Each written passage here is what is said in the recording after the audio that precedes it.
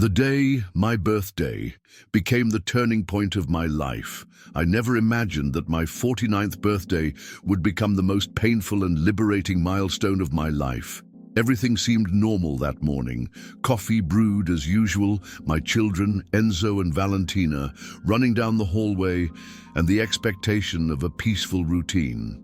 I had grown accustomed to believing I was in a stable relationship, but deep down there was a constant weight, a discomfort I couldn't name. For years I tried to ignore small signs, misplaced smiles, knowing glances that didn't include me. And now, realizing the extent of Patricia's betrayal, the feeling of betrayal was not just emotional, but existential. Life, which had previously seemed manageable, fell apart in an instant, but in a way I still didn't fully understand. The clock ticked, and I sensed something grand was about to happen, but I could never have predicted what.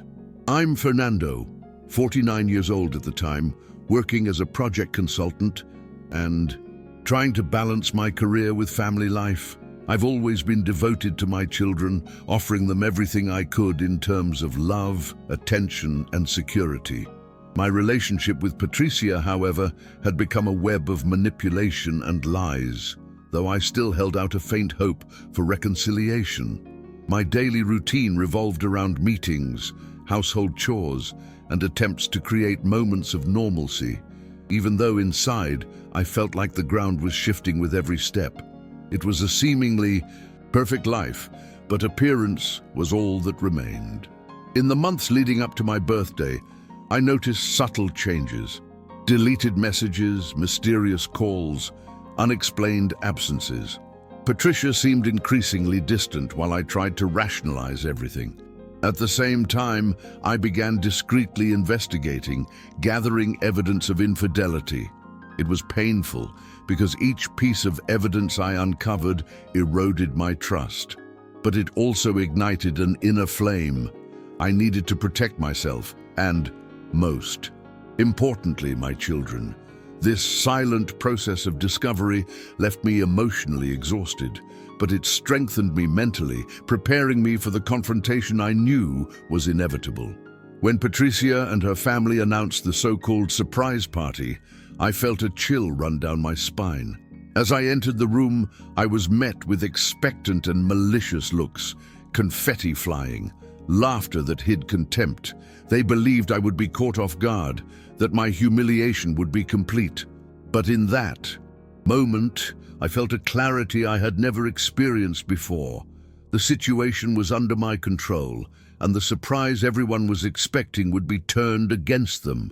That moment, which could have been merely embarrassing, became the opportunity to rewrite my story. As Patricia filed the divorce papers, I felt a mixture of anger, sadness, and determination. My children looked at me confidently, not fully grasping the weight of the situation, but providing me with quiet strength. I took a deep breath and began revealing the evidence of betrayal, one by one, with surgical calm. Juliana, Patricia's sister, insidiously involved with my wife's ex-boyfriend, became the focal point of the shame I knew was coming.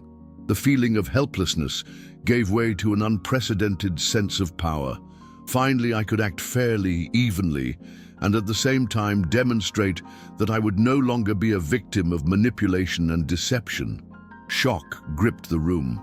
Patricia was speechless, her face flushed with a mixture of anger and shame, while her parents, Paolo and Vanessa, tried to maintain their composure. But it was clear that their entire facade of control had crumbled. Each piece of evidence I presented was like a silent but devastating blow, shattering the castle of lies they'd built around me. My heart was pounding, but not with fear. It was the adrenaline of justice being served, of the truth being revealed.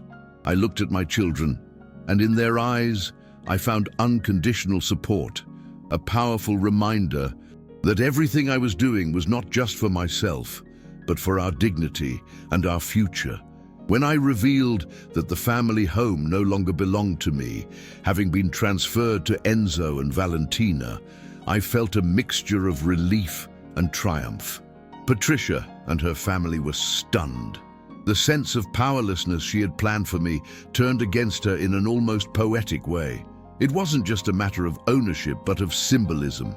My family's safety was preserved, and finally, manipulation would no longer have power over us. For a moment, the silence became deafening, and I realized that this was just the beginning of a battle that needed to be faced with clarity, patience, and courage. In the following days, the chaos intensified. Patricia and her parents tried to reverse the situation, but each step they took only reinforced the righteousness of my position. The legal battle for divorce became an emotional minefield, and I faced moments of doubt, of almost giving up, of wondering if I could truly remain calm in the face of their aggression. However, every time my children needed me, I reminded myself that my strength came from them and from their desire to build a life free from the toxicity that surrounded us. Every difficulty, every provocation became fuel for my determination. The process of confronting the betrayal and dealing with the public shame of Patricia's family required more than just proof. It required emotional resilience. I found myself constantly reflecting on my own life, questioning past choices, analyzing how I had allowed that situation to drag on for so long. The nights were long, filled with insomnia and turbulent thoughts, but little by little, I learned to organize my emotions, to separate what I could control from what was beyond my reach, and to focus on what truly mattered, my children and my integrity. The turning point came when I realized that revenge wasn't my goal. My true strength lay in rebuilding. Every act of manipulation by Patricia and her family became an opportunity to reaffirm my values and create clear boundaries. Instead of reacting with blind hatred, I learned to act strategically, calmly, and firmly, demonstrating that true overcoming lies not in destroying others, but in preserving one's own peace and dignity. Little by little, I began to feel that life, even in the face of betrayal and chaos, could be rebuilt with purpose and hope.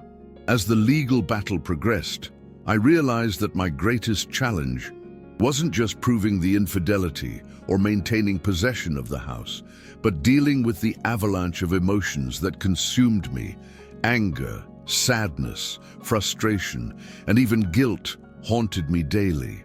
I asked myself, how did I let the situation get to this point? And do I deserve all this pain? These were moments of intense fragility when I considered giving in to bitterness and hopelessness. But whenever I looked at Enzo and Valentina, I found the strength I needed. They weren't to blame, but they felt the effects of the chaos around us, and my responsibility to protect them became the most powerful fuel in my life. Every meeting with lawyers, every exchange of messages or phone calls with Patricia's family required me to maintain composure amidst the turmoil. On the outside, I needed to appear firm and confident, but inside, my mind was a battlefield. The feeling of betrayal still burned, but I began to realize that reacting with hatred would only prolong my suffering. It was at that moment that I decided that true overcoming would not come from public humiliation or legal victory, but from controlling my own emotions. This realization was liberating and gave me clarity on how to act, not as a victim, but as someone rebuilding their life with purpose. The first signs of emotional recovery appeared when I managed to separate my personal life from the battle with Patricia. I began dedicating more time to my children, rediscovering hobbies I'd abandoned, and taking care of my physical and mental health. The feeling of rebuilding something genuine within myself was transformative. I learned to accept that life isn't fair, but that how we respond to injustice defines who we truly are. Each small step, each conscious decision not to let myself be consumed by resentment, was a silent but powerful victory that cemented my overcoming. A defining moment came when, during a visit to the house that now legally belonged to my children, I felt a sense of security I hadn't felt in a long time. It wasn't just the material possession, but the symbolism of the stability and protection I could offer. Patricia and her family continued to try to manipulate situations, but I was no longer vulnerable. My focus had shifted. It wasn't about controlling or punishing others, but about ensuring my children grew up in a healthy environment and that I could finally breathe without fear of being caught by betrayal and lies. Over time, I realized that the greatest transformation wasn't external, but internal. I became more aware of my emotions, more firm in my limits, and more resilient in the face of any adversity. The chaos, betrayal, and humiliation, which could have destroyed me, became tools for learning and strengthening. Today, looking back, I see that experience, painful as it was, taught me the importance of valuing my dignity, protecting those I love, and always acting with clarity and purpose, even in the most adverse situations. As the weeks passed, I realized that true freedom didn't come from revenge, but from emotional balance. I could finally look at Patricia and her family without fear or raw anger. I felt only detachment and determination. Each interaction became an opportunity to reinforce my boundaries, showing that I would no longer be manipulated. I learned that maintaining composure in the face of chaos is more powerful than any retaliation. This internal shift gave me a sense of peace I hadn't felt in years, and I was able to gradually rebuild my confidence and self-esteem, which had been undermined by years of silent manipulation and lies masquerading as affection. My children were my anchor. Enzo and Valentina realized that even in the face of a difficult situation, it was possible to maintain dignity and unconditional love. Being part of their lives, talking, laughing, and sharing simple moments took on a profound meaning. Every gesture, every hug, every look from them reminded me that rebuilding wasn't just mine, but ours. Feeling that they were safe and loved brought me a satisfaction that no legal victory could offer. Life regained meaning, and the future was no longer a land of fear and uncertainty. An unexpected challenge arose when Patricia tried to use social situations to publicly shame me, but this time I was prepared. I no longer reacted with despair or anger. I remained focused on the facts and my integrity. The experience taught me that power isn't about shouting louder or humiliating others, but about acting with clarity, coherence, and emotional security. I learned the importance of patience and strategy, of measuring my responses, and of not giving in to provocations. The emotional maturity I developed became my greatest weapon, transforming every obstacle into a learning experience. With the support of close friends and my trusted network, I began to rebuild my social and professional life. I felt stronger, more confident, and prepared to face any adversity. The feeling that I could finally write my own story without being held hostage by others' manipulation brought me a silent but profound joy.